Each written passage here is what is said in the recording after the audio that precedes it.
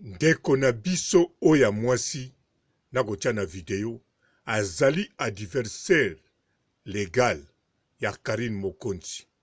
Bokomesa na ye 2021 adversaire ne yeyo na ndenge ya Gabon, na ndenge ya niveau international.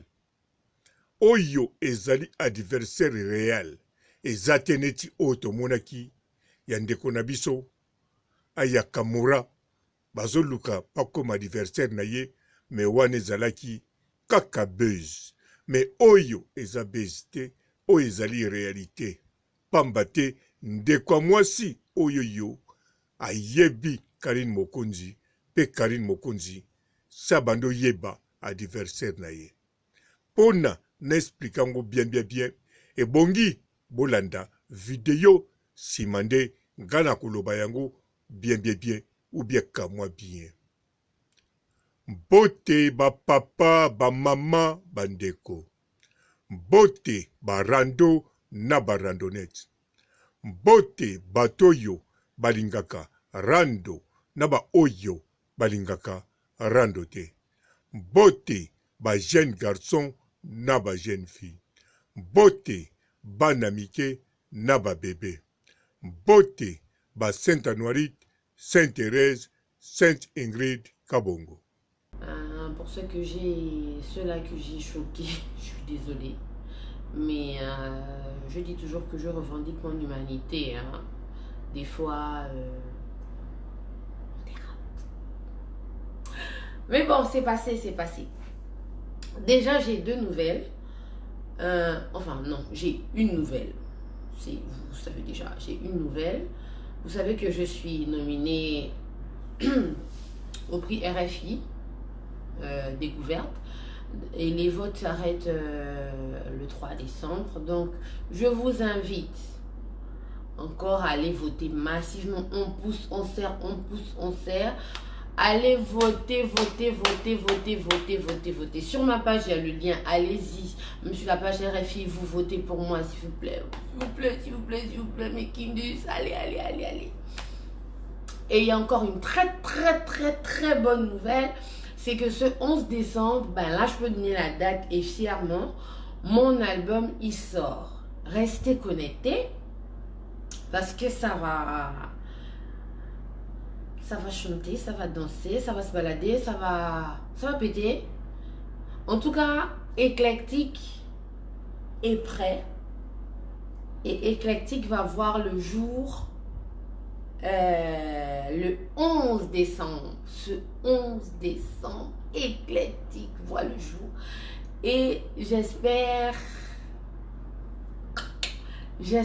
que vous allez déguster, que vous allez faire un bon voyage. Je suis très content. Un bon voyage musical. Parce qu'évidemment, l'album est éclectique. Et vraiment, je vous invite à rester connectés.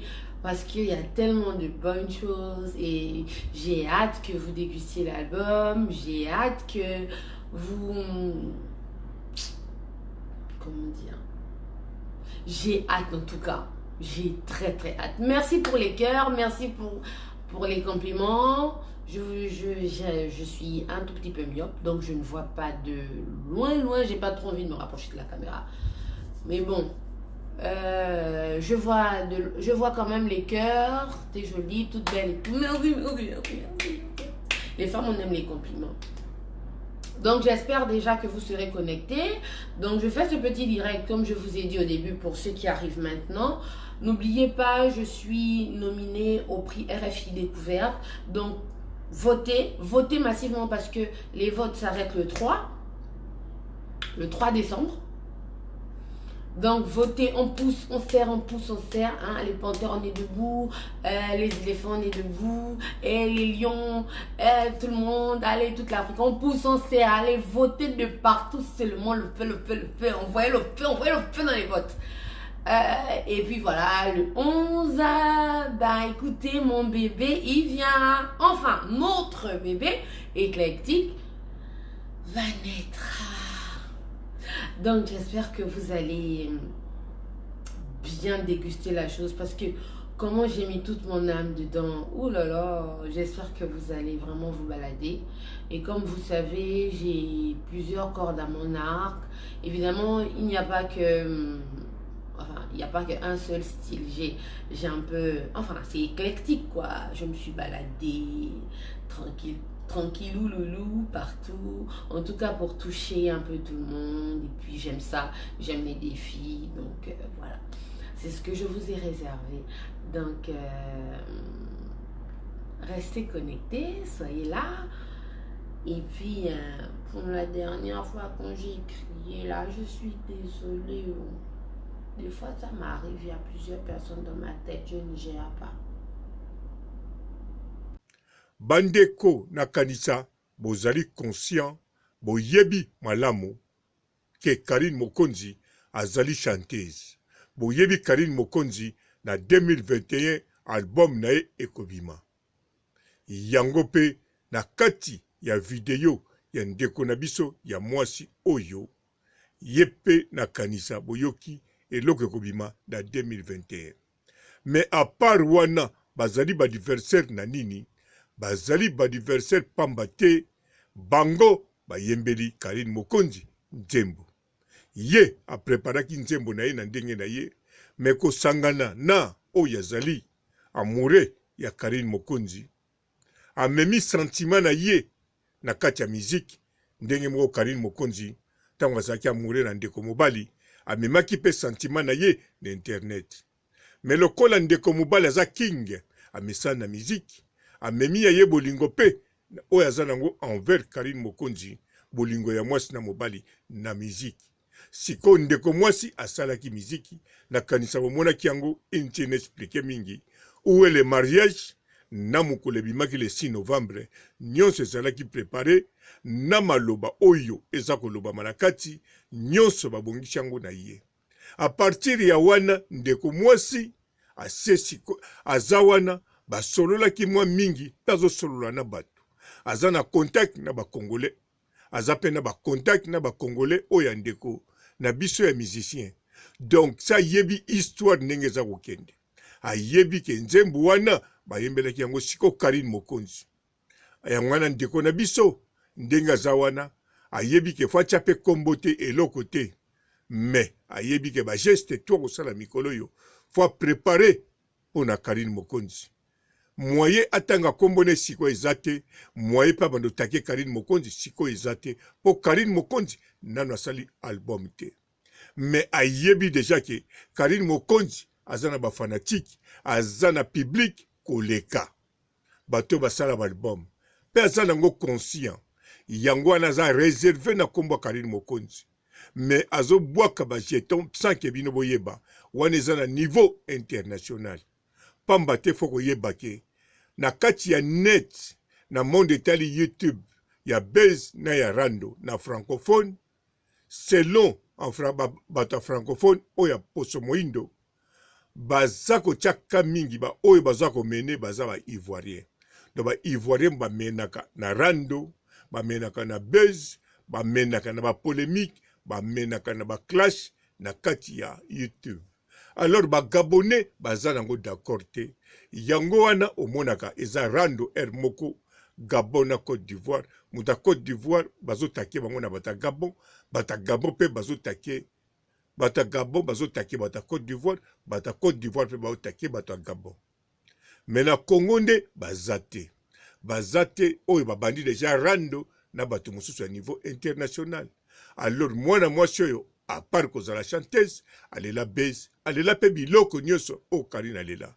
Mais aza réservé makasi, mazo négliger Karine te, ayebi ke Karine aza cible ya makasi.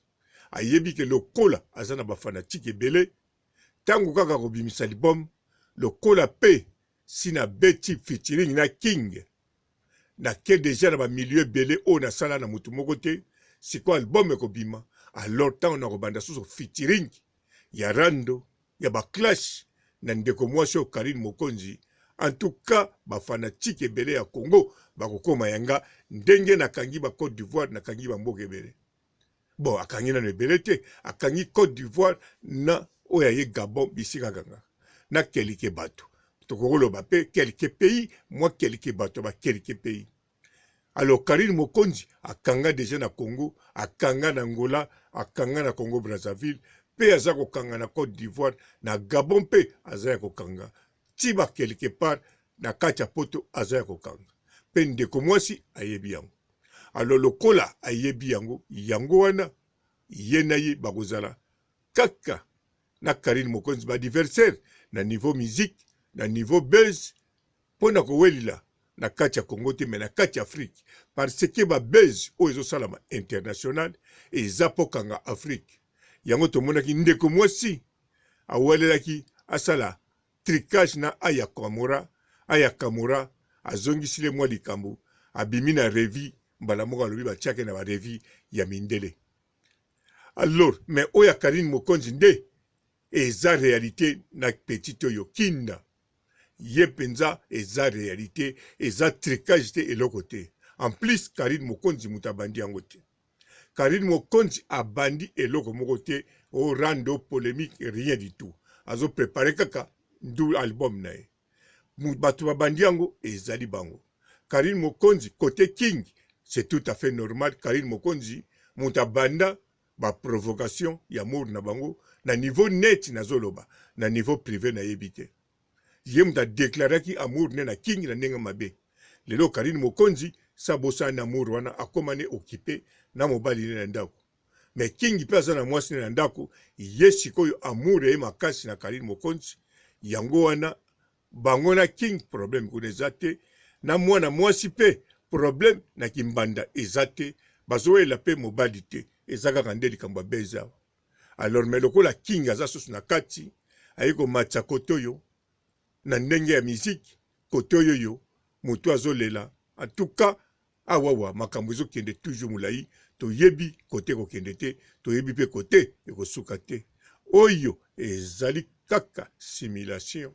Ezali nazo simulé parce que ba réalité nyonso moyena yebeza te.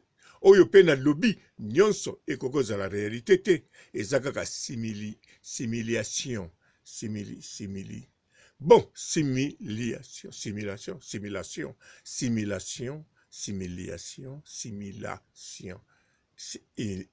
Oh ngai. Kweza makambo, koluka makambo. Eza hypothèse te. Eza pe loko te zaka simulation. Na moni so na continuer koluka na former phrase yango bien ou bien na prononcer mot yango bien. Na yebi bisika to kosuka te. Alors tika kaka na suki sawa. Ciao.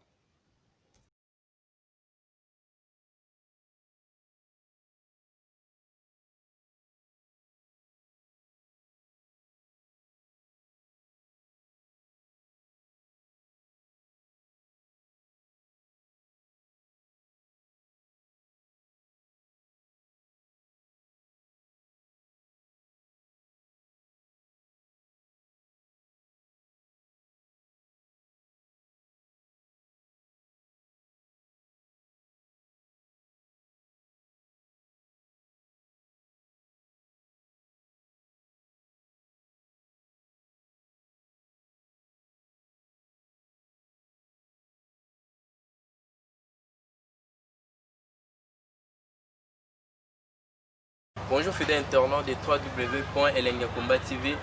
Bonjour, bonsoir, balandi nyonso ya Elengi ya Komba. Congolaise TV. Bon, belé partout dans le monde, partout où vous êtes, partout où vous êtes, Elengi ya Komba TV vraiment. Bonjour, bonsoir, na abonné ba fan nyonso ya Elengi ya Komba Congolais TV. Bonjour à mon boss, on a appelé ça vraiment un pandi. Bonjour à mon boss, JP Kiama. Je salue mon boss Balobi, boss de boss Babi, JP Kiama. Bonjour, na bakalanga Elengi ya Komba Congolais TV vraiment. Ngamo na zana chaîne ça qui toko ya boss na so JP Kiama ta ay boss de boss ya ni ya danger. Donc ba ça mtalo la zaki. Ya boss na biso JP Kiama. Nzambe na ngai. Ba boss bazali Ba boss bazali.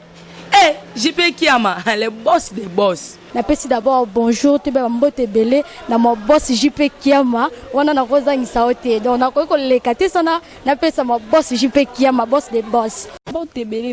Partout dans le monde, partout où vous êtes, partout où vous êtes, Elengi ya Combat TV vraiment. Bonjour, bonsoir, na abonné bafa nyonso ya Elengi ya Combat Congolais TV. Bonjour à mon boss, on a appelé ça vraiment un pandi. Bonjour à mon boss, JP Kiama. Je salue mon boss Balobi, boss des boss, Babi JP Kiama.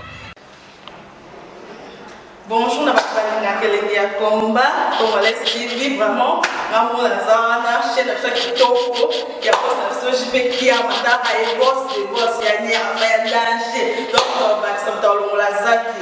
Bu ya boss na biso JP Kiama nzambe na ngai ba boss bazali ba boss bazali JP Kiama le boss des boss. Napesi d'abord bonjour te ba mbote belé na mo boss JP Kiama wana na kozangisa ote donc na ko lekate sana napesa mo boss JP Kiama boss des boss.